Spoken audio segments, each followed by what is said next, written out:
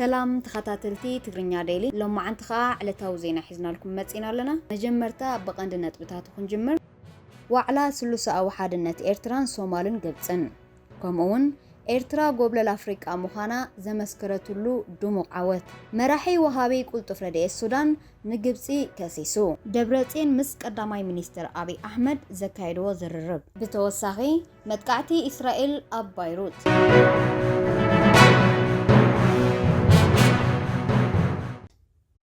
زرزراتو سلستيوم مراحتي إيرتران سومالن قبطن نقوديات قلولاو سران سومالن تاتاوي كونتات قيح بحرن بابا المندن عميق مي دحر مقبار ابناي حبار مرداتا بتسيحوم ابتي زوبا مرقاقا نمسفان زكايدو تعرتات نموهاد تساماميعوم كم اون منيستر زينا اتو يمانه ابقاتات اكس اسفيرو سوماليا نوشتاون كاب دغز متن بدهوتات نمطفاء مئنتي كتكل منغستاو تكالات نمحيال سلستين هاجرات كتحاجاجز امخاننون تحبيرو هاجراو سراويت سوماليا نقول عين الشبرا خبدها نمخال سلستين هاجرات بحبار كم زسرحون افليت امالو عالم لخاوي متكلاتن اعنودن بفلاي زي ولاول مخري الاولونت ناتنتن مريتاوي حادنتن هاجرات اتزوبا مسرتاو مخانون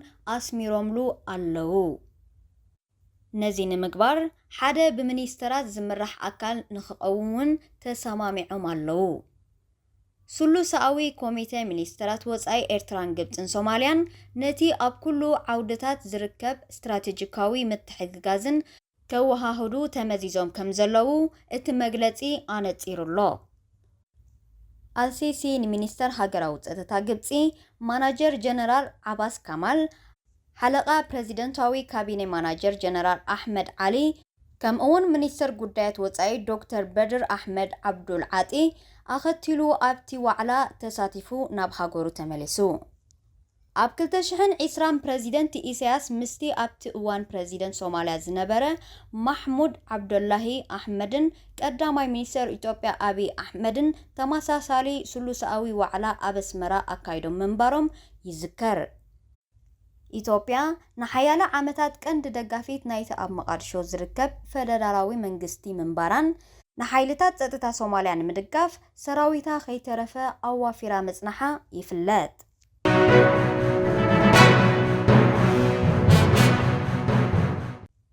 سلسته إيرتراويان تقدادمتي نقوجلا بخلت نتبي 48 دقيق حالفهم ورقي برورن نحسن ميداليان جحيت أمو قداماي كيفن تخلماريام كالاي نوهم إفريم سالساي سيم إيوب بمخان لومود زيكونا بإيرتراويان تقدادمت تراي أب چامبيون أفريقيا زسنر تاريخ سريحهم بديوم 100% ناي هاجرنا جيروم يوسف عالم دما حمشاي ترتا بمحز نغزري إيرتراويان تقدادمتي أبلع علوات حمشاي ناب رابعي أبريخوو إيرترا بحمشت وركن 10 دمر ميدالياتاتن بقفح فللي تمرحلا أب جونيور كمزا عينت عود تمزجيبو مالت مزاي قردم بشكلتا إيرترا وحز مخانو جزيف سئل زهابة تذكر هاتريك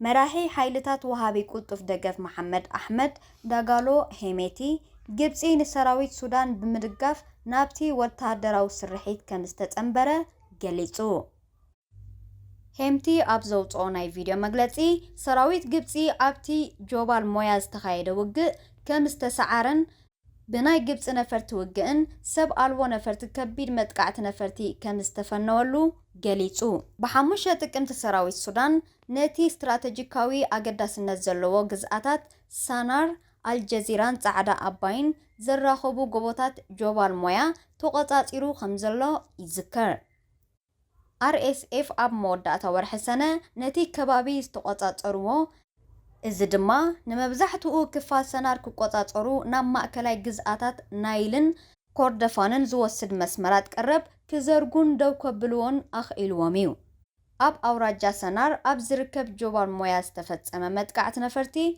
قبسين زخونا ملاش أي هابتولون زلا እዚ ድማ ምስቲ ኣብ ቀዳማይ መዓልቲ ኩናት ኣብ ማዓስከር ከራሪት ኣብ ልዕሊ ዘይዕጡቃት ሓይልታትና ዝተፈጸመ መጥቃዕቲ ዝመሳሰልዩ ይብል ሄሜቲ። ግብፂ ኣብቲ ኩናት ምእተዋ ብዝምልከት እቲ ሰራዊት ንነዊሕ እዋን ስቂሉ ከም ዝጸንሐውን ኣመልኪቱ። እቲ ዘሕዝን ግን እቲ ግጭት መሊሱ ብዝሓየለ መልክዑ ይቕጽል ምህላው እዩ። ማዕረ ማዕሪኡ ድማ ኢራን ሙሃጀር ሰብ ኣልቦ ነፈርቲ ኣዋፊራ ሸውዓተ ካልኦት ሃገራት ብቐጥታ ይኹን ብተዘዋዋሪ ይድግፍ ኣለዋ። ሄሜት ብተወሳኺ 29 ሱከይ ዝዓይነተን ነፈርቲ ውግእ ኣብ ጃልባ ሞያ ንሰዓታት ዝጸንሓ መደበራት ኤስኤፍ ቦምባ ከም ዝደርባያ ገሊጹ።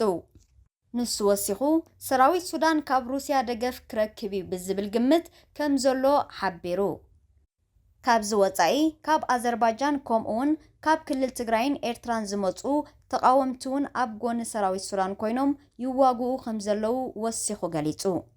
ሄሜቲ ኣብ ኣውራጃታት ዳርፋር፣ ኮርዳፋን፣ ሰናር ኣልጀዚራን ንሲቪላት ዕላማ ዝግበር መጥቃዕቲ ነፈርቲ ቀጺሉ ከም ዘሎ ገሊጹ።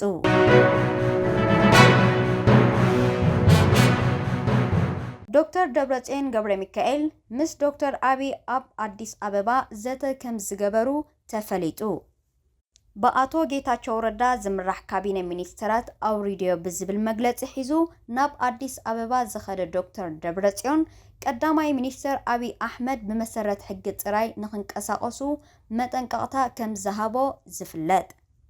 ቀዳማይ ሚኒስትር አብይ አሕመድ ንዶክተር ደብረጽዮን ኣብ ዝሃቦ ሓበሬታ ሕወሓት ኣብ ክልተ ከም ዝተመቐለትን ዶክተር ደብረጽዮን ድማ መራሒ ሓደ ሰልፊ ጥራይ ምዃኑን ሓቢሩ። አብይ አሕመድ ወሲኹ ንዶክተር ደብረጽዮን ኣብ ዝሃቦ ሓበሬታ እቲ ዝተኻየደ ዋዕላ ብቦርድ ምርጫ ይኹን ብኮሚሽን ምቁጽጻር ሕወሓት ኣፍልጦ ከም ዘይብሉን ዶክተር ደብረጽዮን ከም ወኪል ናይ ሕወሓት ክቕበሎ ከም ዘይክእልን ኣረዲኡ። ሕወሓት ወላ ተባታቲና በብሓደ ጠጠው እንተበለት ሰባት ክትመርጽ እምበር ናብ ስልጣን ክሽም ዝኾነ ስልጣን ከም ዘይብላ ድሕሪ ምሕባሩ ነቲ ኣብቲ ክልል ሰፊኑ ዘሎ ቁልውላው ዘጋደዶ ዝገለጸ። ብመሰረት ስምምዕ ፕሪቶሪያ ፕሬዚደንቲ ናይ ምሽያም ሓላፍነት ናይ ቀዳማይ ሚኒስትር ፌደራል መንግስቲ ምዃኑ ዘተሓሳሰበ አብይ አሕመድ ሰራዊት ፌደራል ናብ ትግራይ ዘይምእታው ምኽንያት ድማ መንግስቲ ፌደራል ንህዝቢ ዕረፍ ክህብ ኩሉ ገዲፉ ባዕላቶም ይመሓደሩ ዝብል ሓሳብ ከም ዝኾነ ኣነጺሩ። አብይ አሕመድ ኣብ መወዳእታ ዝሃቦ መጠንቀቕታ ፍልልያቶም ኣጽቢቦም ብሓባር ክመርሑ ከም ዘለዎም ሓቢሩ። እንተዘይኮይኑ ግን ብቦርድ ምርጫ ክሳብ ዝውሰን ከም ዘለዎ ክጸንሑ ድማ ኣተሓሳሲቡ። እስራኤል ትማል ሐሙስ ምሸት ኣብ ማእከላይ ባይሩት ብዝተፈጸመ መጥቃዕቲ ነፈርቲ 22 ሰባት ክሞቱ ከለዉ 117 ድማ ቆሲሎም ክብል ሚኒስትሪ ጥዕና ሊባኖስ ኣፍሊጡ። ዕላማ ናይቲ መጥቃዕቲ ኣብ ልዕሊ ዋፊቕ ሳፋ ዝበሃል መቕረብ ናይቲ ቅድሚ መዓልታት ዝተቐተለ መራሒ ሕዝቡላህ ሐሰን ናስራላህ ምንባሩ ዘይተረጋገጹ ጸብጻባት ማዕከናት ዜና ይሕብሩ። ቤት ጽሕፈት ሜድያ ሕዝቡላህ ግን ዛጊት ርእይቶ ኣይሃበን። መጥቃዕቲታት እስራኤል ኣብ ከባቢታት ባቾራ ዝርከቡ መንበሪ ህንጻታትን ሙቁዑ ተገሊጹሎ። እዚ መጥቃዕቲ ብድሕሪቲ ኣብ ባይሩት ንኽልተ መዓልታት ዝተረኣየ ተዘማዲ ህድኣትዩ ተፈጺሙ። ኣቂሙ ዝተዋሃበ ዝኾነ መጥቃዕትታት ኣይነበረን። ሓይልታት ምክልኻል እስራኤል እውን ርእይቶ ኣይሃበን።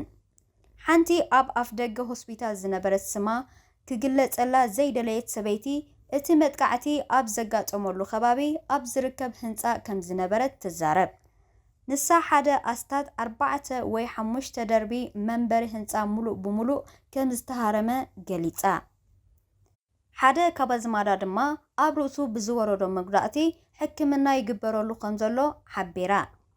መጥቃዕቲ ባይሩት ታንኪ እስራኤል ናብ ደቡባዊ ሊባኖስ ናብ ዝርከብ ግንቢ ሓለዋ ዋቼ ታወር ብምትኻስ ክልተ ኢንዶኔዥያውያን ኣባላት ዓቃብ ሰላም ካብ ዝቆስሉ ድሕሪ ሰዓታት እዩ ተፈጺሙ ዘሎ ክብል ውድብ ሕቡራት ሃገራት ኣፍሊጡ። ኣብ ናቆራ ኣብ ዘሎ ውድብ ሕቡራት ሃገራት ዝርከብ ናይ ሓወላ ግንቢ ብቐጥታ ክህረም ከሎ እቶም ዓቀብቲ ሰላም ከም ዝወደቁ ጊዜያዊ ሓይሊ ሕቡራት ሃገራት ኣብ ሊባኖስ ዩኒቪል ኣብ ዘውፅኦም መግለጺ ሓቢሩ። ሓይልታት እስራኤል ኣብ ዝሓለፈ 24 ሰዓታት ንመደበራት ሕቡራት ሃገራት በተደጋጋሚ ወቂዖሞ ክብል ሕቡራት ሃገራት ይኸስስ። ወተሃደራት እስራኤል ኣብ ካልኦት ክልተ መደበራት ጊዜያዊ ሓይሊ ሕቡራት ሃገራት ኣብ ሊባኖስ ዩኒቪል ኣብ ዝርከብ ካሜራታትን መብራህትን ኮነ ኢሎም ከም ዝተኮሱውን ገሊጹ። ሰራዊት ምክልኻል ሃገር ብወገኑ ኣባላት እቲ መደበር ኣብ ውሑስ ቦታ ክጸንሑ ድሕሪ ምእዛዙ ወተሃደራቱ ኣብ ከባቢ እቲ መደበር ከም ዝተተኮሱ ሓቢሩ። ክልቲኦም ዓቀብቲ ሰላም ብኸቢድ እኳ እንተዘይተጎድኡ ኣብ ሆስፒታል ከም ዘለዉ ዝሓበረ ውድብ ሕቡራት ሃገራት ኣብ ልዕሊ ኣባላቱ ኮነ ኢልካ ዝተፈጸመ መጥቃዕቲ ከቢድ ምጥሓስ ሃገራዊ ሕጊ ምዃኑ ኣፍሊጡ። ሕዝቡላህ እውን ኣብ ናቁራ ብመሬት ናብ ዝተዋፈሩ ወተሃደራት እስራኤል ሮኬት ከም ዝተኮሰ ከምኡውን ናብቲ ከባቢ ገጻ እትኸይድ ዝነበረት ታክሲ ንምዕናው ሚሳይላት ከም ዝተጠቀመን ክሳራ ከም ዘስዓበን ገሊጹ።